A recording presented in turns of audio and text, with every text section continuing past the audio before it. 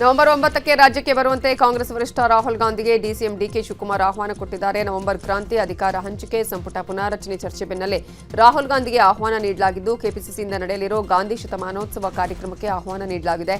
ಗೌರಿಬಿದನೂರಿನ ವಿದುರಾಶ್ವತ್ಥದಲ್ಲಿ ಕಾರ್ಯಕ್ರಮ ನಡೆಯಲಿದ್ದು ಸದ್ಯ ಬಿಹಾರ ಚುನಾವಣೆಯಲ್ಲಿ ರಾಹುಲ್ ಗಾಂಧಿ ಬ್ಯುಸಿ ಆಗಿರೋ ಕಾರಣ ಇನ್ನೂ ಕೂಡ ರಾಹುಲ್ ಗಾಂಧಿ ಗ್ರೀನ್ ಸಿಗ್ನಲ್ ಕೊಟ್ಟಿಲ್ಲ ಎನ್ನಲಾಗಿದೆ. ಪರಮೇಶ್ವರ್ ಕುರಿತಾಗಿ ರಾಜಣ್ಣ ನೀಡಿದ್ದ ಹೇಳಿಕೆ ಅನೇಕ ಚರ್ಚೆಗೆ ಕಾರಣ ಆಗಿತ್ತು. ಇದೇ ವಿಚಾರವಾಗಿ ಸಚಿವ ಪರಮೇಶ್ವರ್ ಪ್ರತಿಕ್ರಿಯೆ ಕೊಟ್ಟಿದ್ದಾರೆ. ಅವರು ನನಗೂ ಸಲಹೆಯನ್ನ ಕೊಟ್ಟಿದ್ರು. 1984ರಲ್ಲಿ ಅವರು ಕೆಎಚ್ ರಂಗನಾಥ ಜನರಲ್ ಕ್ಷೇತ್ರದಲ್ಲಿ ನಿಂತು ಗೆದ್ರು. ಮಧುಗಿರಿ ಜನರಲ್ ಆಯಿತು. ಆಗ ನಾನು ಕೊರಟಗೆರೆಗೆ ಬಂದೆ. ಆಗ ರಾಜಣ್ಣ ಎಸ್ಟಿ ಆದರೂ ಅವರು ಮಧುಗಿರಿ ಕ್ಷೇತ್ರ ಕೇಳಿದ್ರು. ಅವರು ಅಲ್ಲಿ ಸ್ಪರ್ಧೆ ಮಾಡಿ ಗೆದ್ದಿದ್ದಾರೆ. ಅವರು ಈಗ ನನಗೆ ಸಲಹೆ ಕೊಟ್ಟಿದ್ದಾರೆ. ಅವರ ಸಲಹೆಯನ್ನ ನಾನು ಪಡಿತೀನಿ ಅಂತಂದ್ರು.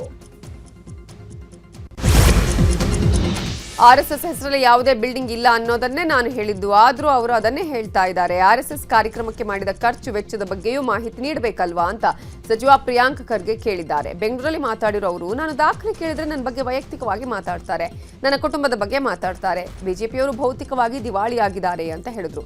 ಇನ್ನು ಇದೇ ವಿಚಾರವಾಗಿ ಸಚಿವ ಪರಮೇಶ್ವರ್ ಕೂಡ ಪ್ರತಿಕ್ರಿಯೆ ಕೊಟ್ಟಿದ್ದಾರೆ.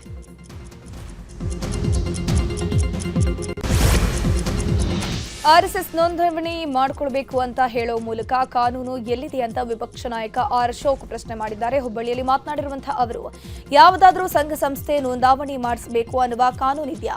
ಸರ್ಕಾರ ತನ್ನ ಆಡಳಿತ ವೈಫಲ್ಯ ಮುಚ್ಚಿ ಹಾಕೋಕೆ ಆರ್ಎಸ್ಎಸ್ ವಿವಾದವನ್ನ ತಂದಿದ್ದಾರೆ. ಪ್ರಿಯಾಂಕ್ ಆರ್ಎಸ್ಎಸ್ ಬಗ್ಗೆ ಪ್ರಶ್ನೆ ಮಾಡೋ ಬದಲು ಅವರ ಆದಾಯದ ಮೂಲ ಡಿಕ್ಲೇರ್ ಮಾಡಲಿ. ಆರ್ಎಸ್ಎಸ್ ದೇಶ ಪ್ರೇಮ ಬೆಳೆಸೋ ಸಂಸ್ಥೆ. ಕಾಂಗ್ರೆಸ್ ಪಕ್ಷಕ್ಕೆ ಎಲ್ಲಿಂದ ಹಣ ಬರುತ್ತೆ ಅನ್ನೋದು ಮೊದಲು ಅವರನ್ನ ಹೇಳಿ ಅಂತ ಹೇಳಿದ್ದಾರೆ. ಸರ್ಕಾರ ಪಾಪರಾಗಿದ್ದು ಜನರಿಗೆ ಪರಿಹಾರ ನೀಡೋಕೆ ಹಣ ಇಲ್ಲ. ಹೀಗಾಗಿ ಆರ್ಎಸ್ಎಸ್ ವಿವಾದವನ್ನ ಮುಂದೆ ತಂದಿದ್ದಾರೆ ಅಂತ ಹೇಳಿದ್ದಾರೆ. ಲಾಠಿ ನಿಷೇಧಿತ ಅಸ್ತ್ರ ಅಲ್ಲ, ಲಾಠಿ ದೇಶಭಕ್ತರಿಗೆ ಆತ್ಮವಿಶ್ವಾಸವನ್ನ ಮೂಡಿಸುವ ಅಸ್ತ್ರ. ಆರ್ಎಸ್ಎಸ್ ಲಾಠಿ ಹಿಡಿದರೆ ತಪ್ಪೇನು ಅಂತ ಸಿಟಿ ರವಿ ಪ್ರಶ್ನೆ ಮಾಡಿದ್ದಾರೆ. ಹುಬ್ಬಳ್ಳಿಯಲ್ಲಿ ಮಾತನಾಡಿರೋ ಅವರು, ದನ ಕಾಯೋರ ರೀತಿ ಲಾಠಿ ಹಿಡಿತಾರೆ ಅಂತ ಹೇಳಿದ ಹರಿಪ್ರಸಾದ್ ಹೇಳಿಕೆಗೆ ಸಿಟಿ ರವಿ ತೀಕ್ಷ್ಣ ತಿರುಗೇಟು ಕೊಟ್ಟಿದ್ದಾರೆ. ದನ ಕಾಯೋದು ಕೆಟ್ಟ ಕೆಲಸ ಅಲ್ಲ, ಶ್ರೀಕೃಷ್ಣನೇ ದನ ಕಾದಿದ್ದಾನೆ. ದನ ಕಾಯೋದು ಅಪರಾಧನ? ಅವರಿಗೆ ಕಾಯಕ ಸಂಸ್ಕೃತಿ ಗೊತ್ತಿಲ್ಲ. ಜಾಣ ಕುರುಡರಿಗೆ ಅರ್ಥ ಮಾಡಿಸೋದು ಕಷ್ಟ ಅಂತ ಹೇಳಿದ್ರು. ಇನ್ನು ಆರ್ಎಸ್ಎಸ್ ಬ್ಯಾನ್ ವಿಚಾರವಾಗಿ ಮಾತನಾಡಿರುವಂತಹ ಸಂಸದ ತೇಜಸ್ವಿ ಸೂರ್ಯ, ರಾಜ್ಯದಲ್ಲಿ ಆರ್ಎಸ್ಎಸ್ ಬ್ಯಾನ್ ಮಾಡೋ ಚರ್ಚೆ ಮಾಡೋದು ಬಿಡಿ, ರಾಜ್ಯದಲ್ಲಿ ಕಂಪನಿಗಳನ್ನ ತರುವ ಕಡೆ ಪ್ರಯತ್ನ ಮಾಡಿ. ಪರಂ ಅವರು ಬೆಟ್ಟಿಂಗ್ ಆಡೋದನ್ನ ಬಿಟ್ಟು ಅತ್ಯಾಚಾರಿಗಳಿಗೆ ಕಠಿಣ ಶಿಕ್ಷೆ ನೀಡುವಂತೆ ಮಾಡೋಕೆ ಹೇಳಿದ್ದಾರೆ. ಚಿತ್ತಾಪುರದಲ್ಲಿ ಆರ್ಎಸ್ಎಸ್ ಪಥಸಂಚಲನ ವಿವಾದ ತೀವ್ರ ಸ್ವರೂಪವನ್ನು ಪಡೆದುಕೊಂಡಿದೆ. ನವೆಂಬರ್ 2ರಂದು ನಾವು ಪಥಸಂಚಲನ ನಡೆಸುತ್ತೇವೆ ಅಂತ ಆರ್ಎಸ್ಎಸ್ ಕೋರ್ಟ್ಗೆ ಹೇಳಿದ್ದು ಅನುಮತಿಗಾಗಿ ತಹಶೀಲ್ದಾರ್ಗೆ ಮನವಿ ಪತ್ರ ಕೊಟ್ಟಿದೆ. ಇನ್ನು ನವೆಂಬರ್ 2ರಂದೇ ನಮಗೂ ಪಥಸಂಚಲನಕ್ಕೆ ಅನುಮತಿ ಬೇಕು ಅಂತ ಹೇಳಿ ಮತ್ತೆರಡು ಸಂಘಟನೆಗಳು ಮನವಿ ಮಾಡಿಕೊಂಡಿವೆ. ಇಂಡಿಯನ್ ಕ್ರಿಶ್ಚಿಯನ್ ವೆಲ್ಫೇರ್ ಅಸೋಸಿಯೇಷನ್ ಹಾಗೂ ರಾಜ್ಯ ರೈತ ಸಂಘ ಹಾಗೆಯೇ ಹಸಿರು ಸೇನೆ ಈಗಾಗಲೇ ತಹಶೀಲ್ದಾರ್ಗೆ ಅರ್ಜಿಯನ್ನ ಸಲ್ಲಿಸಿವೆ. ಒಟ್ನಲ್ಲಿ ನಾಳೆಯ ಹೈಕೋರ್ಟ್ ವಿಚಾರಣೆಯತ್ತ ಎಲ್ಲರ ಚಿತ್ತ ನೆಟ್ಟಿದೆ. ಆರ್ಎಸ್ಎಸ್ ವಿರುದ್ಧ ತೊಡೆತಟ್ಟಿರುವಂತಹ ಪ್ರಿಯಾಂಕ್ ಖರ್ಗೆಗೆ ಬೆದರಿಕೆಯ ಕರೆಗಳು ಬಂದಿತ್ತು. ಇನ್ನು ಖರ್ಗೆಗೆ ಬೆದರಿಕೆ ಹಾಕಿರುವುದನ್ನು ಖಂಡಿಸಿ ಯಾದಗಿರಿಯಲ್ಲಿ ದಲಿತ ಪರ ಸಂಘಟನೆಗಳು ಪ್ರತಿಭಟನೆ ಮಾಡಿತು. ಸಂವಿಧಾನ ರಕ್ಷಿಸಿ, ಪ್ರಜಾಪ್ರಭುತ್ವ ರಕ್ಷಿಸಿ ಅಂತ ಜ್ಞಾನ ಪ್ರಕಾಶ ಸ್ವಾಮೀಜಿ ನೇತೃತ್ವದಲ್ಲಿ ಪ್ರತಿಭಟನೆ ಮಾಡಲಾಯಿತು. ಪ್ರಿಯಾಂಕ್ ಖರ್ಗೆ ಜೊತೆಗೆ ನಾವಿದ್ದೀವಿ ಅಂತ ಘೋಷಣೆಯನ್ನು ಕೂಗಿದ್ರು. ರಾಜ್ಯದಲ್ಲಿ ಸರ್ಕಾರ ಸೈಲೆಂಟ್ ಆಗಿದೆ. ಗೃಹ ಸಚಿವರು ಜೂಜಾಟದಲ್ಲಿ ಬ್ಯುಸಿ ಆಗಿದ್ದಾರೆ. ಐಟಿ ಸಚಿವರು ಆರ್ಎಸ್ಎಸ್ ಬ್ಯಾನ್ ಮಾಡೋದ್ರಲ್ಲಿ ಬ್ಯುಸಿ ಆಗಿದ್ದಾರೆ. ಅವರಿಂದಾಗಿಯೇ ರಾಜ್ಯಕ್ಕೆ ಬರಬೇಕಾಗಿದ್ದ ಕೈಗಾರಿಕೆಗಳು ಆಂಧ್ರಕ್ಕೆ ಹೋಗಿವೆ. 2300 ರೈತರು ಸೂಸೈಡ್ ಮಾಡಿಕೊಂಡಿದ್ದಾರೆ. ಸಾರಿಗೆ ನೌಕರರು ಪ್ರತಿಭಟನೆ ಮಾಡ್ತಿದ್ದಾರೆ. ಸರ್ಕಾರಕ್ಕೆ ಈ ಬಗ್ಗೆ ಟೆನ್ಷನ್ ಇಲ್ಲ ಅಂತ ತೇಜಸ್ವಿ ಸೂರ್ಯ ಹೇಳಿದ್ದಾರೆ. ಬೆಂಗಳೂರಲ್ಲಿ ಮಾತಾಡಿದವರು, ಹಿಂದಿನ ಸರ್ಕಾರದ ಫ್ಲೈಓವರ್ ಪ್ರಾಜೆಕ್ಟ್ ಇವತ್ತಿಗೂ ಮುಗಿದಿಲ್ಲ. ವರ್ಗಾವಣೆ ದಂಧೆ ನಡೀತಾ ಇದೆ. ಶಾಸಕರೇ ಸರ್ಕಾರದ ವಿರುದ್ಧ ಮಾತಾಡ್ತಾರೆ ಅಂತ ಹೇಳಿದ್ರು. 2-3 ದಿನಗಳಲ್ಲಿ ಹೊಸ ಏರ್ಪೋರ್ಟ್ಗೆ ಸಂಬಂಧಿಸಿದ ರಿಪೋರ್ಟ್ ಬರಲಿದೆ. ಏರ್ಪೋರ್ಟ್ ಅಥಾರಿಟಿಯವರು 3 ಸ್ಥಳ ವೀಕ್ಷಣೆ ಮಾಡಿ ಹೋಗಿದ್ದು, ಆ ಸ್ಥಳದ ಬಗ್ಗೆ ಅಧ್ಯಯನ ಮಾಡಿ ಅವರ ಅಭಿಪ್ರಾಯವನ್ನು ಕೊಡುತ್ತಾರೆ.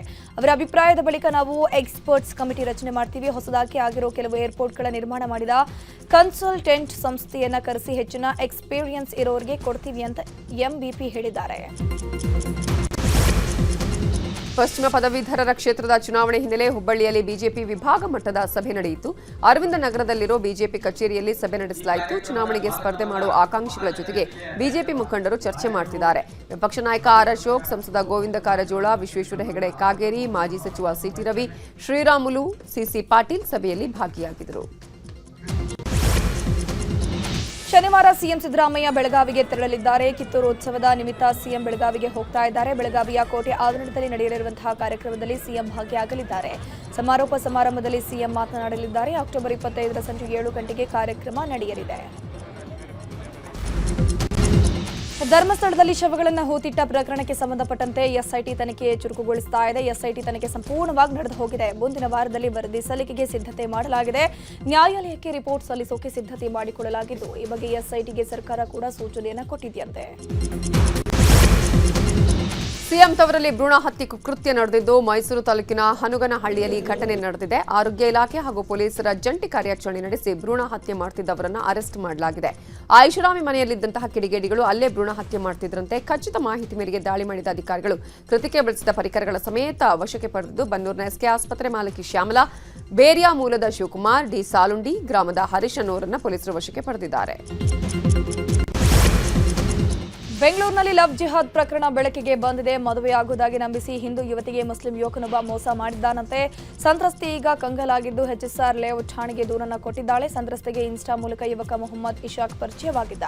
2024 ಅಕ್ಟೋಬರ್ 17ರಂದು ಪರಿಚಯವಾಗಿದ್ದ ಇಶಾಕ್ ಯುವತಿಗೆ ಪ್ರೀತಿ ಪ್ರೇಮದ ಮೆಸೇಜ್ ಮಾಡ್ತಿದ್ದಂತೆ. 2024 ಅಕ್ಟೋಬರ್ 30ರಂದು ಥಣಿಸಂದ್ರದ ಮಾಲ್ನಲ್ಲಿ ಭೇಟಿಯಾಗಿ ಆ ಬಳಿಕ ನಾನು ಮನೆಯವರನ್ನು ಒಪ್ಪಿಸಿ ಮದುವೆ ಆಗ್ತೀನಿ ಅಂತ ನಂಬಿಸಿದ್ದಂತೆ.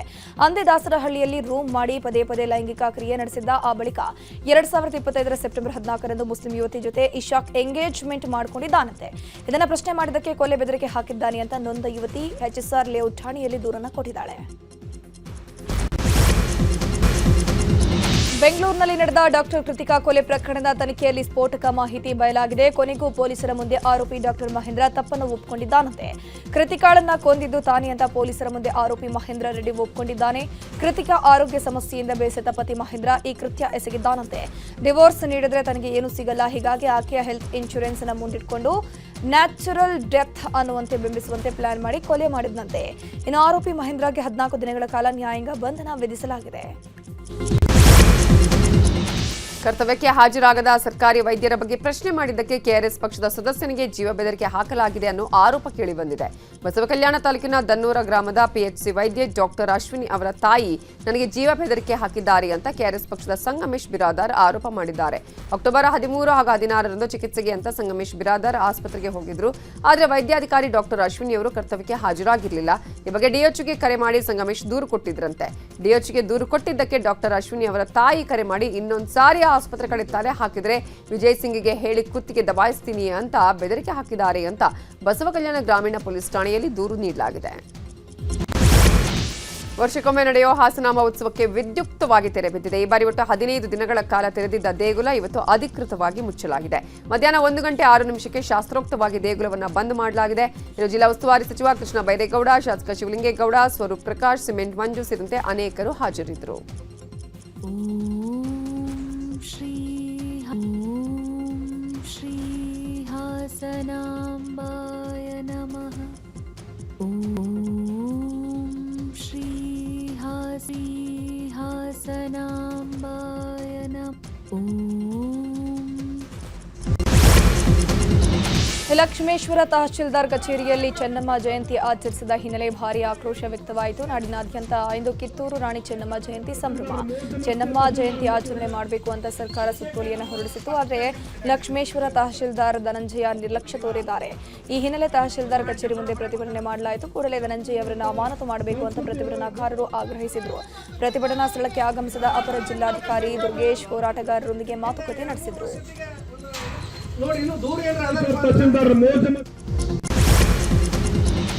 ಸಂಸತ್ ಭವನದ ಪ್ರೇರಣಾ ಸ್ಥಳದಲ್ಲಿ ಕಿತ್ತೂರು ರಾಣಿ ಚೆನ್ನಮ್ಮ ಜಯಂತಿ ಆಚರಿಸಲಾಯಿತು. ಕೇಂದ್ರ ಸಚಿವ ವಿ ಸೋಮಣ್ಣ, ಸಂಸದ ಜಗದೀಶ್ ಶೆಟ್ಟರ್, ಬಸವಜಯ ಮೃತ್ಯುಂಜಯ ಸ್ವಾಮೀಜಿ, ವಚನಾನಂದ ಸ್ವಾಮೀಜಿಯೂ ಭಾಗಿಯಾಗಿದ್ದರು. ಎಲ್ಲಾ ಭಾಷೆಯಲ್ಲೂ ಚೆನ್ನಮ್ಮನ ಜೀವನಗಾಥೆ ಹೊರತರು